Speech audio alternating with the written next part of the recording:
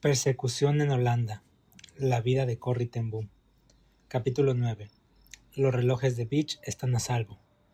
El ruido de la llave al girar en la cerradura dio paso a la directora de la cárcel. «¡Ten Boom, Cornelia!», gritó con voz tronante, como si en la diminuta celda hubiera 40 presos en lugar de 4. Corrie se incorporó sobre el camastro. Le dolía todo el cuerpo y hasta para respirar tenía que esforzarse. «Levántate, recoge tu gorro y tu abrigo, y sígueme», ordenó la directora, quien tras pronunciar estas palabras salió de la celda para esperarla. Corrie puso los pies en el suelo y se levantó cautelosamente. Hacía tanto frío que desde su llegada hacía ya 3 días no se había quitado el abrigo. «Un gorro puede significar algo bueno o malo», susurró la compañera de celda de oído agudo. «Quiere decir que te vas de la prisión». Aquella, como de costumbre, tenía razón. Corrie siguió a la directora a través de un corredor que les condujo hasta la puerta principal. Una vez afuera, la introdujeron en un auto en el que esperaban varios reclusos. Corrie miró al cielo con avidez. ¿Había tenido siempre el cielo un color azul tan intenso? ¿Se desplazaban así las nubes habitualmente? Cuando el vehículo se puso en marcha, el aire fresco irrumpió en el interior del mismo, circunstancia que aprovechó ella para tomar un profundo respiro e inundar los pulmones con aquella brisa marina de agradable aroma a sal. El automóvil dejó atrás las puertas de la prisión para internarse en las abarrotadas calles de Scheveningen. Había gente para todos lados, gente que caminaba, que conversaba en las esquinas, gente paseando a sus perros, y tampoco faltaban los niños, siempre entretenidos en algún juego. A Corrie le costaba creer lo que estaba viendo fuese realidad.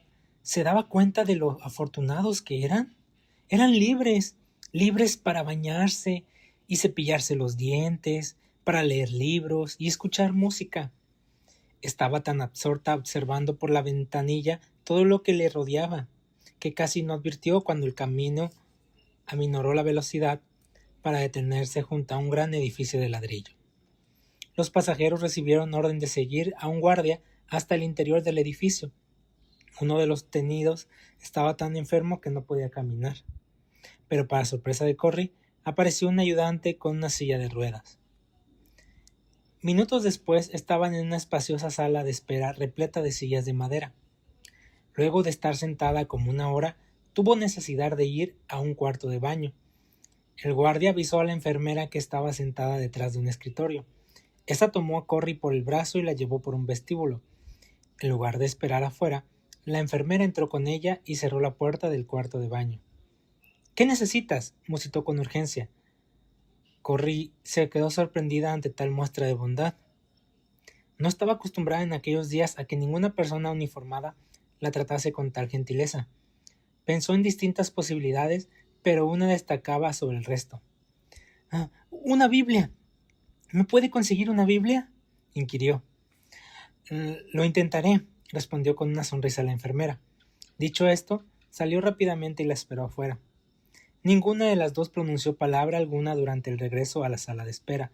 Hubo de pasar otra hora antes que la llamaran para un examen médico en una de las habitaciones laterales. El doctor le tomó el pulso, la temperatura, y auscultó detenidamente sus pulmones y un corazón con su estetoscopio. «Vaya, vaya», murmuró mientras escribía unos garabatos en un cuaderno. «Pleuresia. Normalmente te diría que reposaras cuanto pudieras y te mantuvieras caliente, pero en estas circunstancias». Corrie se puso en pie y se encaminó hacia la puerta. El doctor la acompañó y dijo en voz baja: «Adiós y buena suerte. Espero que al dar parte de la pleuresia te esté haciendo un favor». Al dirigirse hacia su asiento, la enfermera se acercó a ella y disimuladamente le entregó un pequeño paquete. Corrie lo introdujo en un bolsillo del abrigo y continuó caminando hacia la silla. Poco después, los detenidos fueron nuevamente escoltados hacia el auto. Durante el viaje de regreso a la cárcel, 2 asuntos ocuparon su pensamiento: el paquete de la enfermera y las enigmáticas palabras del médico. Mientras pensaba si aquel le hubiese hecho realmente un favor, colocó una mano sobre el bolsillo donde tenía el paquete. ¿Le reportaría algún beneficio a aquella enfermedad? ¿La dejarían en libertad los alemanes? ¿La internarían en un hospital? Corry esperaba que así fuera, pero también sabía que los nazis no se distinguían por su paciencia con los enfermos y ancianos, y para sus captores ella era ambas cosas. —¡Has vuelto! —dijeron 3 voces casi al unísono, cuando entró en la celda. —¿Qué sucedió? ¿A dónde te llevaron? ¿Oíste algo sobre cómo va la guerra? Corry se sentó en el camastro y les contó todo. Cuando llegó a lo del paquete, metió la mano en el bolsillo y lo sacó. —¡Ábrelo! ¡Ábrelo! —indicaron cual chiquillas en una fiesta de cumpleaños. Corry rompió el papel del diario en que venía envuelto y sacó el contenido. 2 pequeñas pastillas de jabón, idéntico al que se podía adquirir en las tiendas antes de la guerra. El jabón pasó de mano en mano para que cada mujer tuviera ocasión de disfrutar su fresca fragancia. A continuación, sacó una pequeña cadena de ganchos. Estos también pasaron de mano en mano, siendo admirados como si de un collar de diamantes se tratara. En el fondo del paquete estaba lo más preciado. 4 librillos que levantó y besó. Eran los 4 evangelios. Corry ofreció uno a la anciana del vestido verde, quien retrocedió. —¡No los toques! —dijo aterrorizada. —Es la Biblia —explicó Corry, pensando en que no había entendido.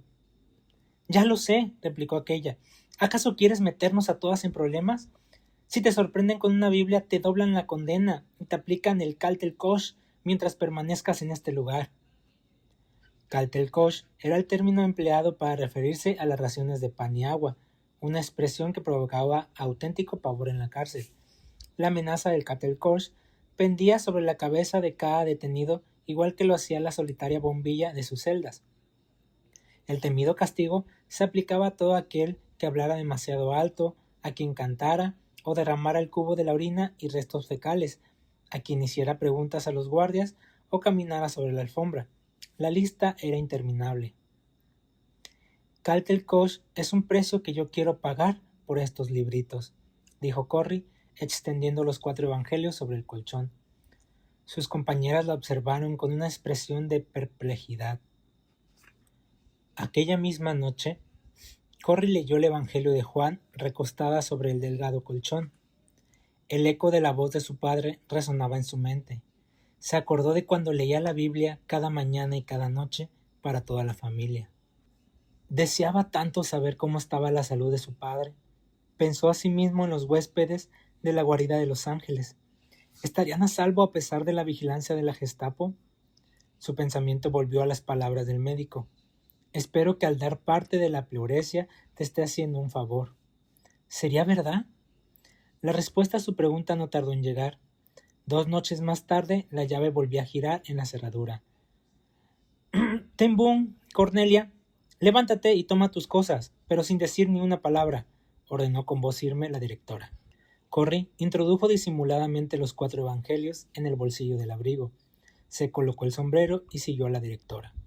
En esta ocasión, no obstante, no giraron a la derecha para marchar por el corredor, sino que doblaron a la izquierda. Su corazón desmayó. A cada paso que daban se internaban más en la prisión.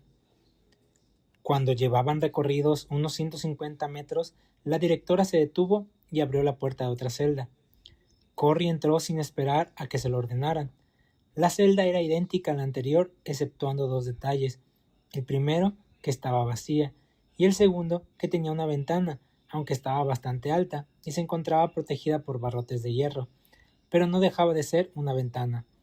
Corry, por tanto, tendría aire fresco y luz solar.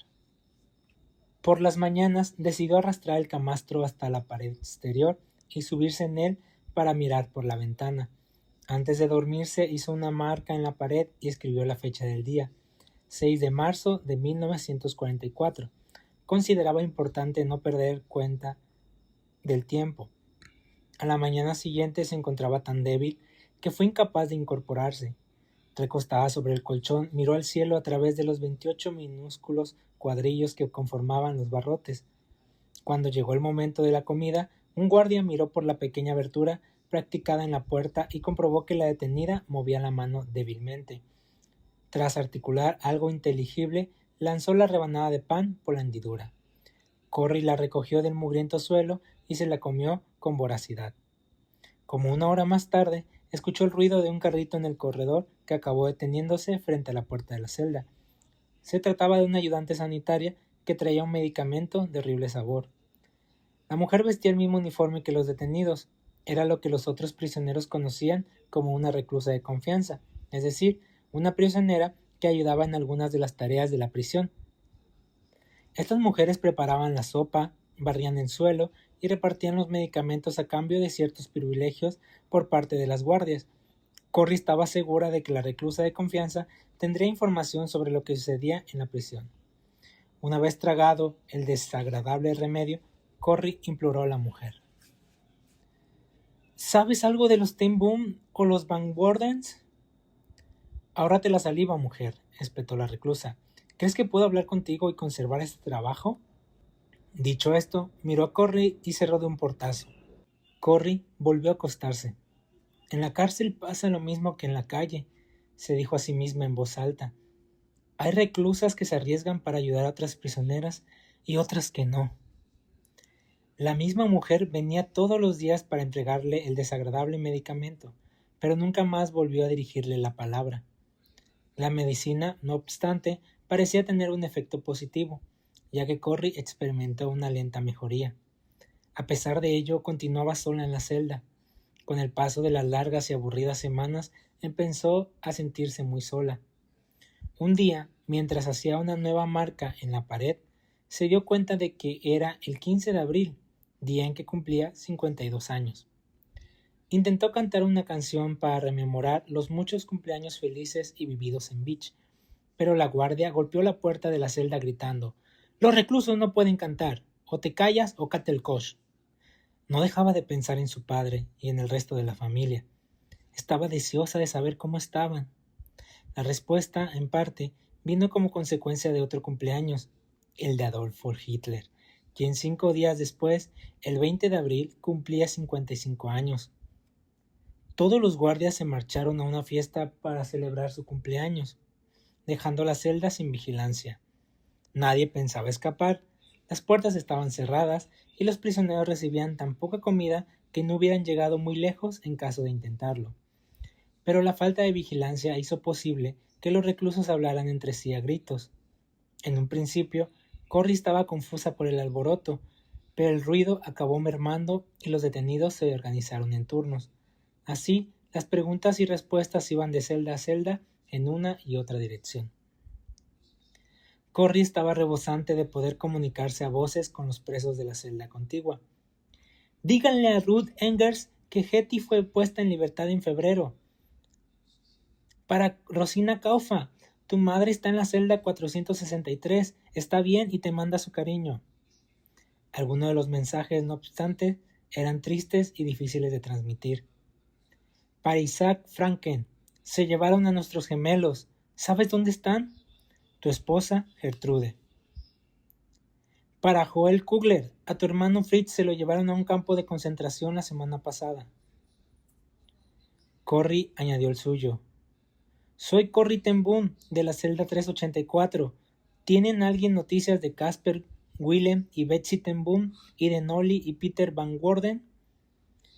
Escuchó atentamente en tanto el mensaje avanzaba de celda en celda por el desolado vestíbulo. Las comunicaciones proseguían su curso en una y otra dirección. Corrie esperó y esperó. Por fin llegó una respuesta. «Willem ten Boom y Peter Van Worden están libres». Al escuchar esto, batió las palmas y rió contenta. Algo después llegó otro mensaje. «Nolly Van Worden está en libertad». Su ánimo se robusteció.